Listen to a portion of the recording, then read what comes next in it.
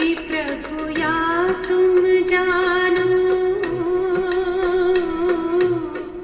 हम जाने प्रभु या तुम जानो,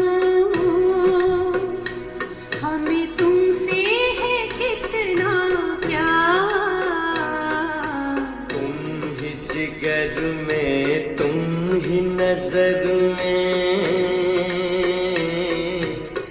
तुम ही जिगर में, तुम ही नजर में, हो तुम ही मेरा संसार। हम जाने प्रभु या तुम जानो।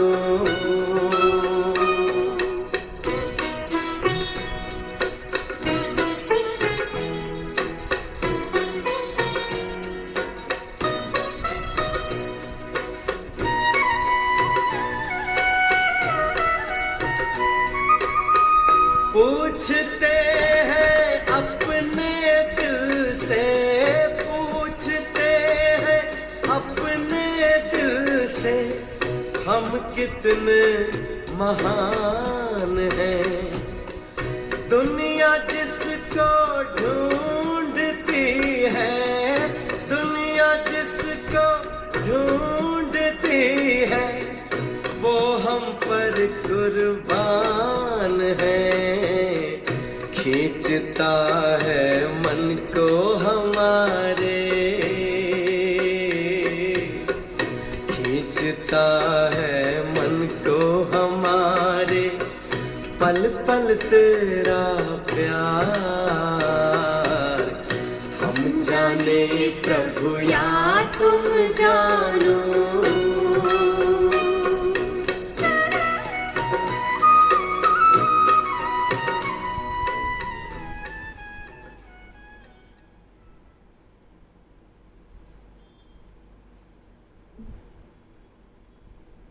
ओम शांति।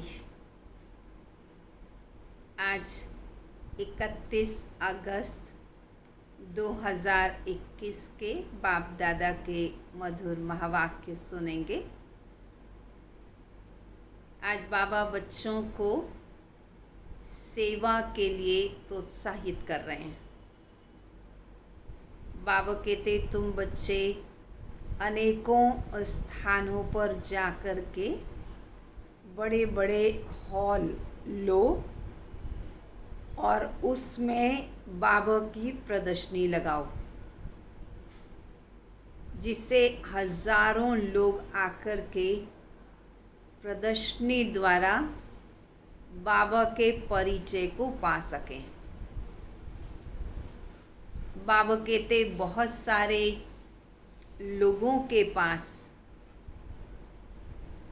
बड़े बड़े हॉल हैं और उनको ये बोलो कि हमें ईश्वर का पैगाम देने के लिए ये हॉल सेवा के लिए दो। उनकी ईश्वरीय सेवा करो और फिर उनसे हॉल आदि का बात कह कर के रिक्वेस्ट करके उनसे हॉल लो और उसमें सेवा करो। भले उनका ही हॉल है, परंतु हमारा काम तो कुछ समय के लिए प्रदर्शनी लगाकर बाबा का संदेश देना है, लोगों की सेवा करना है। बाबा कहते हर स्थान पर ऐसे हॉल लेकर बाबा का मैसेज दो। तो ये समय है पुरुषोत्तम संगम युग का, सेवा में अपने जीवन को सफल करने का। बाबा कहते तुम बच्चों को जो बाबा ने रचिता और रचना के आदि मध्य अंत का ज्ञान दिया है, वो ज्ञान लोगों को सुनाओ।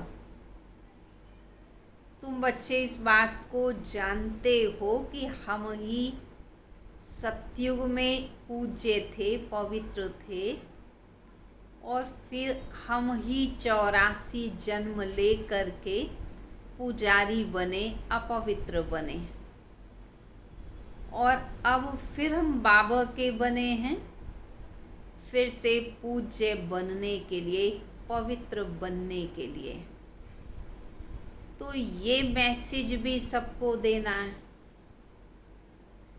तो बाबा कहते ऐसी ऐसी ज्ञान की बातें बुद्धि में रखो जो इस कलयुगी दुनिया का किसी भी प्रकार का दुख का प्रभाव आपको दुखी न करे, प्रभावित न करे।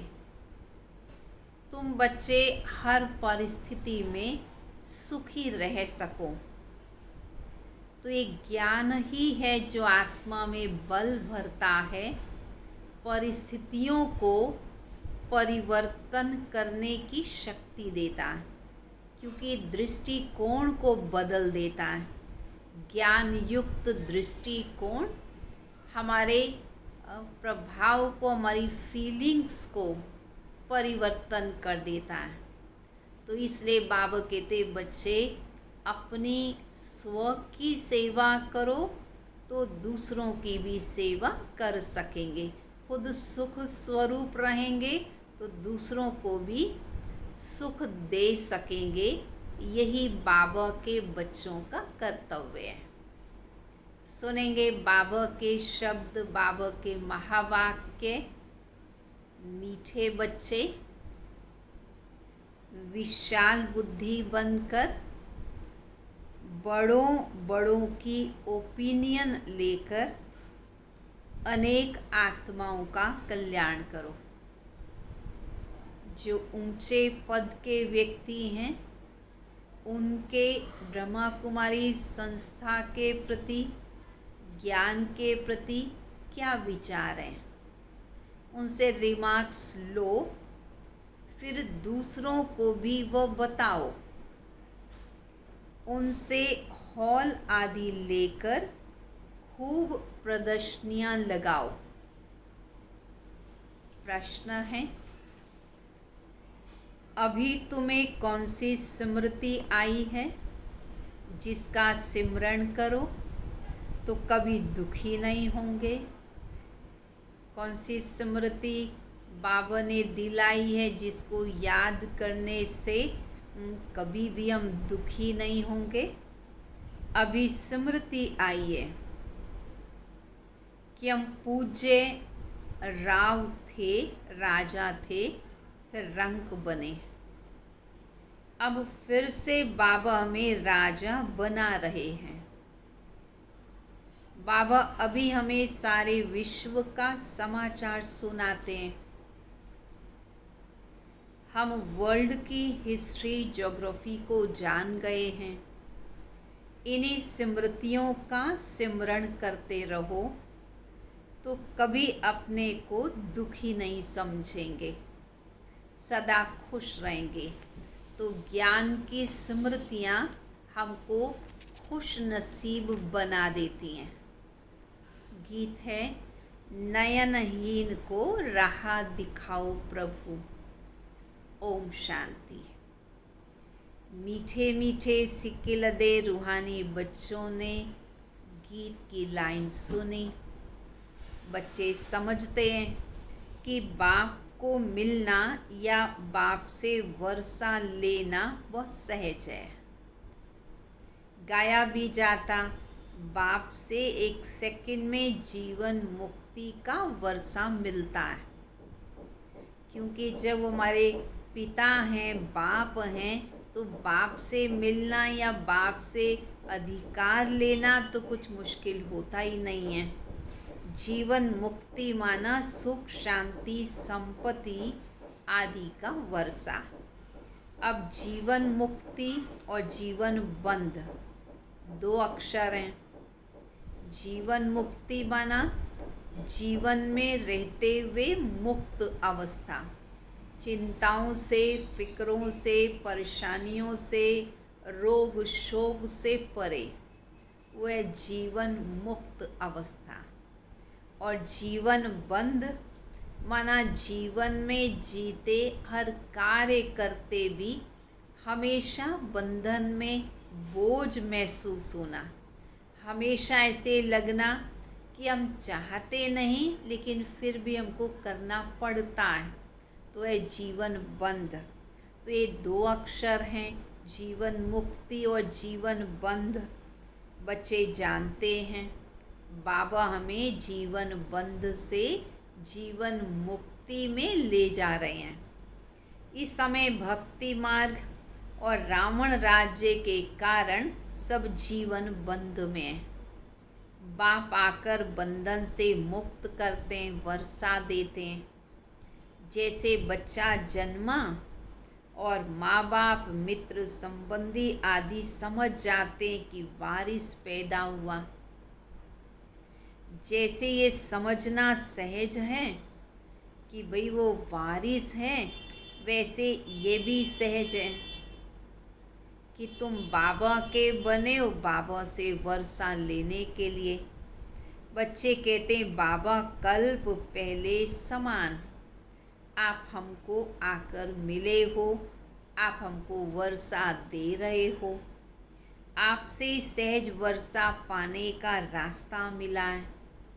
ये तो हर एक जानते हैं, नई सृष्टि का रचिता भगवान ही है, वह हमको भटकने से बचाते हैं।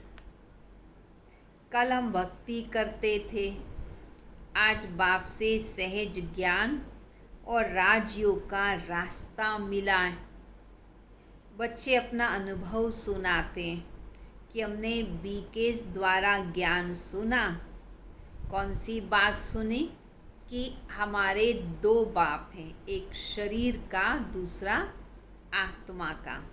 तो ये सिवाय तुम्हारे और किसी के मुख से निकलता ही नहीं है। तुम्हारी हर एक बात वंडरफुल है। शरीर के पिता तो हर एक के अलग अलग होते हैं, लेकिन आत्मा का पिता परमात्मा सबका एक ही है, और वह है शिव बाबा। अभी स्मृति में आता है, जो यहाँ के होंगे उनको झट स्मृति में आ जाएगा। जो ब्राह्मण कुल की आत्माएं होंगी उन्हें ये ज्ञान समझ में आ जाएगा, ये स्मृति में आ जाएगा कि सचमुच हमारे 2 बाप हैं। हाँ, स्मृति में आए हुए को भी माया किसी समय ज़ोर से थप्पड़ लगाए विस्मृत कर देती है। कभी कभी ऐसा भी होता है कि स्मृति आ भी जाती है, परंतु फिर माया थप्पड़ लगाती है तो फिर भुला देती है। इसमें बच्चों को बड़ा खबरदार रहना है। स्मृति तो बाप ने दिलाई है। बाबा कहते हैं बच्चे मेरे साथ प्रतिज्ञा करो कि कभी भी हम पतित नहीं बनेंगे और बाप को याद करते रहेंगे, तो आधा कल्प के पाप जल कर खत्म हो जाएंगे। बाप गारंटी करते हैं, परंतु ये तो बच्चे समझते भी हैं और बाप गारंटी भी करते हैं कि ये बात तो ठीक है। जैसे सोनार लोग गारंटी भी क्या करेंगे कि हम पुराने जेवर को नया बनाएंगे। अरे भाई, उसका तो काम ही यही है, उसको अग्नि में डालना, उसको पवित्र बनाना, नया डिज़ाइन बनाना, उसकी फिर से पॉलिश करना, फिर नए तरीके से लोगों के आगे पेश करना। तो उनका तो काम ही है। आग में डालने से ज़रूर सच्चा सोना अलग हो जाता है। तो बाबा भी समझाते हैं। बाबा क्या समझाते हैं? जैसे बाबा ने उदाहरण दिया कि भाई सोनार गारंटी करते हैं, ऐसे बाबा भी गारंटी करते हैं। पर फिर बाबा ने कहा गारंटी तो क्या, भाई योग लगाएंगे ये तो पक्की बात है, आत्मा पवित्र बन जाएगी। आत्मा में खाद पड़ी है वो निकल जाएगी। कैसे आत्मा सतो रजो तमो में आती है, ये बहुत सहज समझानी है। चित्र भी इसलिए बनाए हैं ताकि इन चित्रों पर सहज समझा सकें। यूनिवर्सिटी कॉलेजेस आदि में भी नक्शे होते हैं ना, अनेक प्रकार के। तो ये चित्र तुम्हारे नक्शे हैं। तुम अच्छी रीति किसी को भी समझा सकते हो। ज्ञान सागर पतित पावन बाप ही आकर ये रास्ता बताते हैं, और कोई पतित को पावन बना नहीं सकता। नयनहीन दुखी मनुष्य हैं। तुम बच्चे जानते हो, क्या जानते हो कि पहले 2 युगों में दुख नहीं होता। सतयुग त्रेता तो सुख का टाइम होता है, ना वहाँ दुख होता है ना वहाँ भक्ति होती है, वह है ही स्वर्ग। भारत के इस समय के मनुष्यों का और भारत के प्राचीन मनुष्यों का अंतर तो बहुत है। तो जो प्राचीन मनुष्य थे वो देवी देवता थे, और इस समय के मनुष्य साधारण तमो प्रधान बन गए हैं। तो परंतु इस बात को भी कोई समझता नहीं है। कितनी पूजा आदि यहाँ होती है, जितना जितना जो साहूकार होते हैं उतना देवी देवताओं की पूजा करते हैं, देवी देवताओं की मूर्तियाँ बनाते हैं, उनको सजाते हैं, श्रृंगार करते हैं, जेवर आदि पहनाते हैं, सच्चे जेवर भी पहनाते हैं। ब्रह्मा बाबा तो खुद अनुभवी हैं। बॉम्बे में लक्ष्मी नारायण के मंदिर के ट्रस्टी, उन्होंने डायमंड्स का हार बनवाया था बाबा से लक्ष्मी नारायण के लिए। तो कहने का अर्थ क्या है, उस समय इतना अथाह धन था, हीरे जवाहरात थे, जो देवी देवताओं को भी द्वापर युग में चढ़ाए जाते थे। तो पहले कितना सब जेवर आदि थे, सच्चा जेवर था। तो सोचा जा सकता, अनुमान लगाया जा सकता है कि द्वापर में जब इतना था तो सतयुग में कितना होगा। द्वापर युग में बाद में मोहम्मद गजनवी कितने ऊंट भरकर ले गए। भारत में कितना अथाह धन था। अभी तुम यथार्थ रीति समझते हो, हर बात को तुम बच्चे अच्छी रीति समझते हो।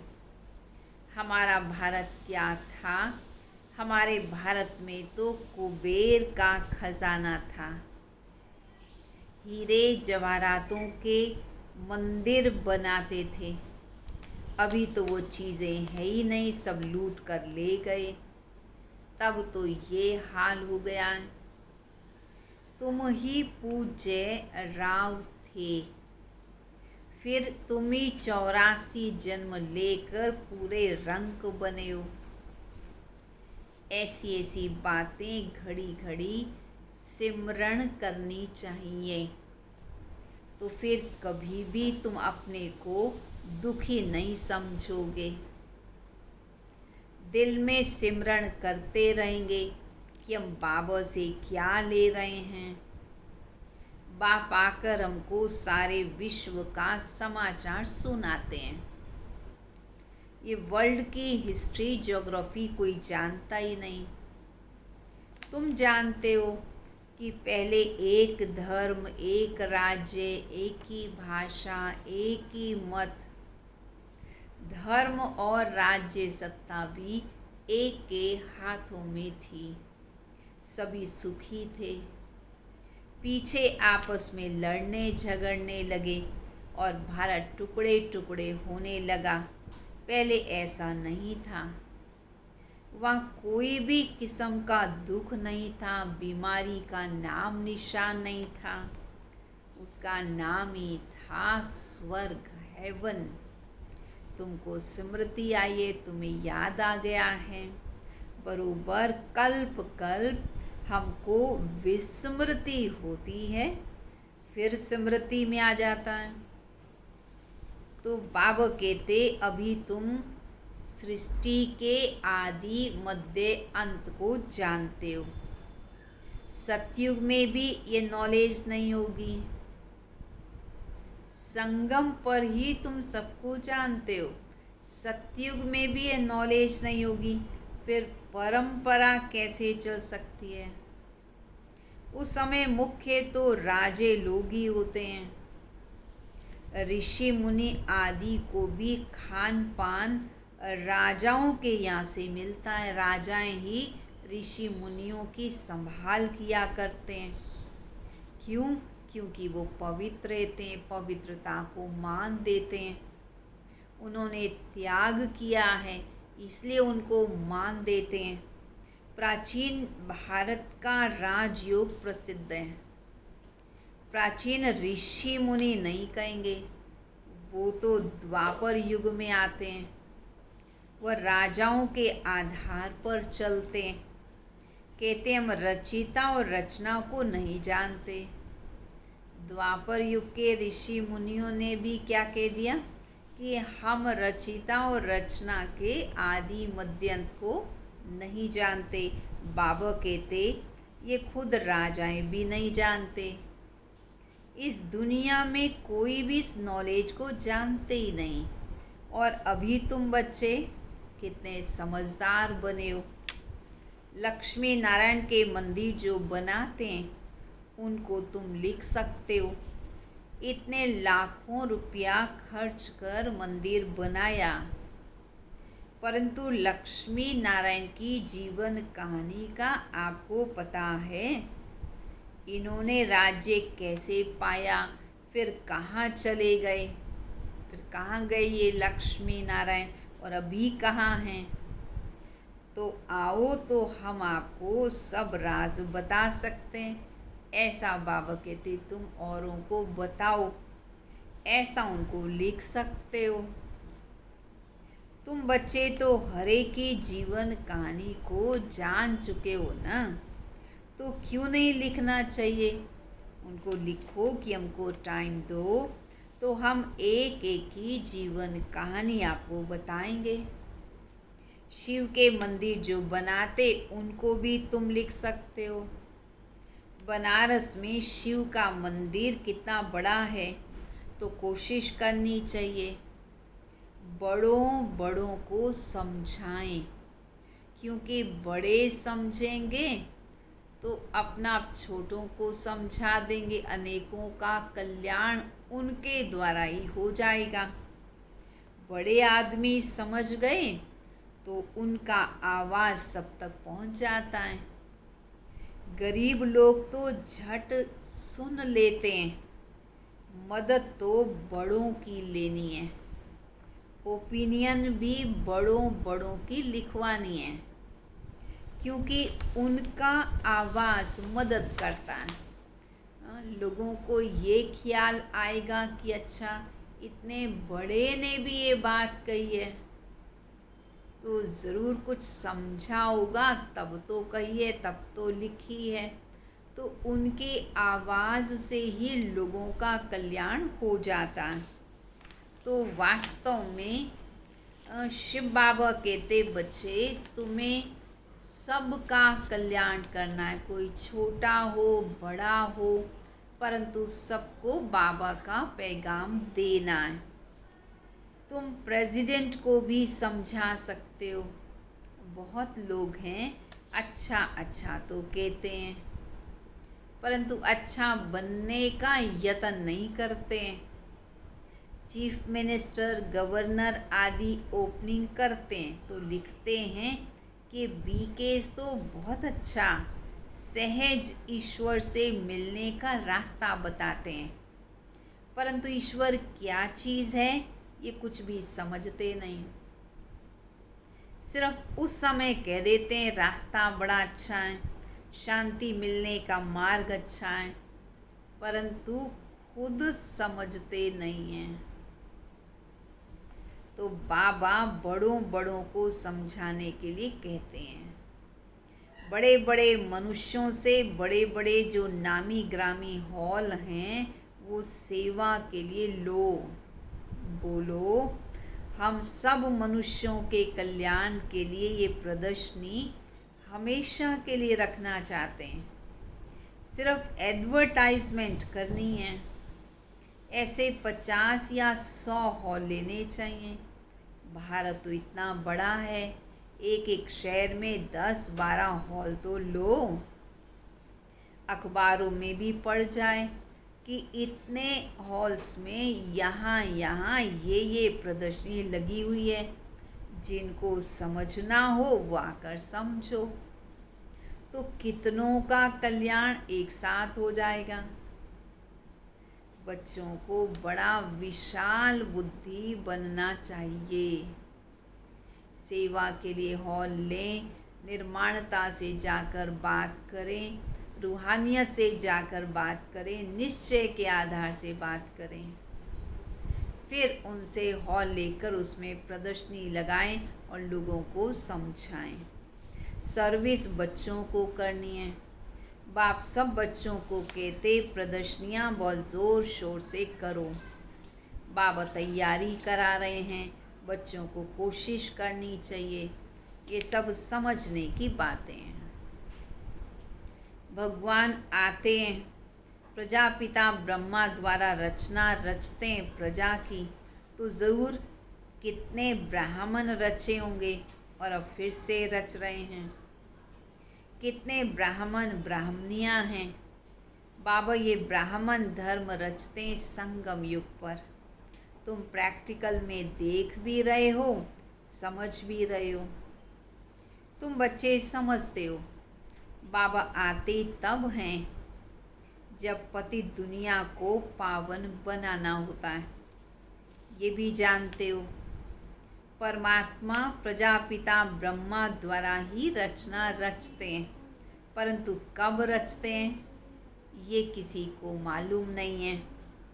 वो समझते हैं कोई नई रचना रचते होंगे, बाकी पुरानी सृष्टि कोई नया बनाते हैं या ज्ञान योग से परिवर्तन करते हैं, ये तो उनको मालूम ही नहीं है। अभी तुम समझते हो प्रजापिता ब्रह्मा तो यहाँ है। तुम सूक्ष्म वतन में जाते हो, पवित्र बन फिर फरिश्ते बन जाते हो। बच्चे आकर सुनाते हैं, वहाँ सूक्ष्म वतन में तो इशारों की भाषा है। तो सबसे ऊपर का वतन मूल वतन, बीच में सूक्ष्म वतन और नीचे में है साकार वतन, जहाँ मनुष्य आत्माएं रहती हैं। तुम बच्चों की बुद्धि में सारा ज्ञान है। तुम ये भी जानते हो कि हम आत्माओं का स्थान शांति धाम है, जो परमानेंट घर है। तो अब बाबा कहते तुम ब्राह्मण बने हो, अर्थात ब्रह्मा कुमार ब्रह्मा कुमारी बने हो। तो तुम्हें मेहनत करनी है। किस चीज़ की? खुद भी गुल पवित्र बने, औरों को भी पवित्र बनाएं। बाबा कहते बच्चे तुम्हें तो फूलों के बगीचे में स्वर्ग में जाना है, स्वर्ग के लायक बनना है, खुदा के बगीचे में जाना है। अब बाबा बच्चों को ज्ञान देते हैं। अभी तुम समझते हो कौन से बगीचे की बात बाबा करते हैं। ये सतयुग फूलों का बगीचा। तो सतयुग क्या, कलयुग क्या, तुम समझते हो। तुमको बहुत खुशी होनी चाहिए। सारा चक्र तुम्हारी बुद्धि में है। विस्तार तो इसका बहुत है, तुम्हारी बुद्धि में शॉर्ट में बैठा हुआ है। तुम बच्चों ने रचिता बाप द्वारा रचिता और रचना को जाना है। ब्रह्मा को रचिता नहीं कहेंगे, रचिता तो एक निराकार शिव बाबा है, बलिहारी भी उनकी है। तो पहले पहले शिव बाबा ने रचना की ब्रह्मा की, फिर कहेंगे कृष्ण की। ब्रह्मा तो है, ब्राह्मण भी ज़रूर चाहिए। तो पांडवों को ब्राह्मण नहीं समझेंगे, ब्रह्मा द्वारा ही ब्राह्मण होते हैं। तो यह है रूहानी यज्ञ। इसको स्पिरिचुअल नॉलेज कहते हैं। रूह को वही बाप ज्ञान देंगे। तुम जानते हो हमको मनुष्य नहीं पढ़ाते, हमको पढ़ाने वाला परमपिता परमात्मा है। सभी आत्माओं को बाप पढ़ाते हैं। कहते भी हैं ब्रह्मा द्वारा स्थापना। ब्रह्मा द्वारा स्थापना कौन कराते हैं? परमात्मा कराते हैं। तो ब्रह्मा द्वारा स्थापना, शंकर द्वारा विनाश, विष्णु द्वारा पालना। फिर ब्रह्मा सो विष्णु, विष्णु सो ब्रह्मा। ये भी बच्चों को राज समझाया है। तो ब्रह्मा से विष्णु बनने में 1 सेकंड लगता है और विष्णु से ब्रह्मा बनने में पूरे 84 जन्म लगते हैं। कितनी वंडरफुल बातें, कोई भी समझ ना सके। यह है बेहद की बातें। बेहद के बाप से बेहद की पढ़ाई पढ़कर बेहद का राज्य लेना है। सृष्टि चक्र को जानना है। आत्मा ही जानती है शरीर द्वारा।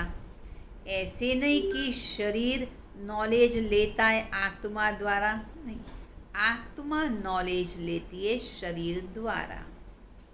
तुमको कितनी खुशी है। ये आंतरिक गुप्त खुशी तुम्हें होनी चाहिए। पढ़ाई के संस्कार वो भी आत्मा में है। दुख भी आत्मा को फील होता है। टाइटल भी आत्मा को मिलता है। कहते हमारी आत्मा को दुखी मत करो। बच्चों को हर बात की रोशनी मिली है, तुमको खुशी रहती है। सागर से रिफ्रेश होकर बादलों को मिलकर वर्षा बरसानी है। आपस में मिलकर प्रदर्शनी आदि तैयार करने में मदद करो। सेवा का शौक होना चाहिए। सर्विस, सर्विस और सर्विस। उमंग उत्साह होना चाहिए सेवा करने का। अच्छा, मीठे मीठे सिकिलदे बच्चों प्रति माता पिता बाप दादा का याद प्यार और गुड मॉर्निंग। रूहानी बाप की रूहानी बच्चों को नमस्ते। रूहानी बच्चों की रूहानी बाप दादा को नमस्ते नमस्ते नमस्ते। धारणा के लिए मुख्य सार। बाप द्वारा मिली हुई नॉलेज का सिमरण कर अपार खुशी में रहना है। विशाल बुद्धि बन जोर शोर से सर्विस करनी है। दूसरा, बाप द्वारा जो स्मृति मिली है उसे विस्मृति में नहीं लाना है। पवित्र रहने की जो बाप से प्रतिज्ञा की है उसे पूरा निभाना है। वरदान। अपने भाग्य और भाग्य विधाता के गुण गाने वाले, सदा प्रसन्न चित्त भाव। सभी ब्राह्मण बच्चों को जन्म से ही ताज तख्त तिलक जन्म सिद्ध अधिकार के रूप में प्राप्त होता है। तो इस भाग्य के चमकते हुए सितारे को देखते हुए अपने भाग्य और भाग्य विधाता के गुण गाते रहो तो गुण संपन्न बन जाएंगे। अपनी कमजोरियों के गुण नहीं गाओ, भाग्य के गुण गाते रहो। प्रश्नों से पार रहो, तब सदा प्रसन्न चित्त रहने का वरदान प्राप्त होगा। प्रश्नों से परे रहेंगे तो प्रसन्न चित्त का वरदान प्राप्त होगा। फिर दूसरों को भी सहज ही प्रसन्न कर सकेंगे। स्लोगन। एक नामी और इकोनॉमी से चलना, एक बाबा को याद करना और हर चीज़ की बचत करके चलना ही ब्राह्मण जीवन में सफलता का आधार है। तो एक नामी और इकोनॉमी के आधार से सफलता प्राप्त होती है। अच्छा, ओम शांति। बाबा की याद में चलेंगे।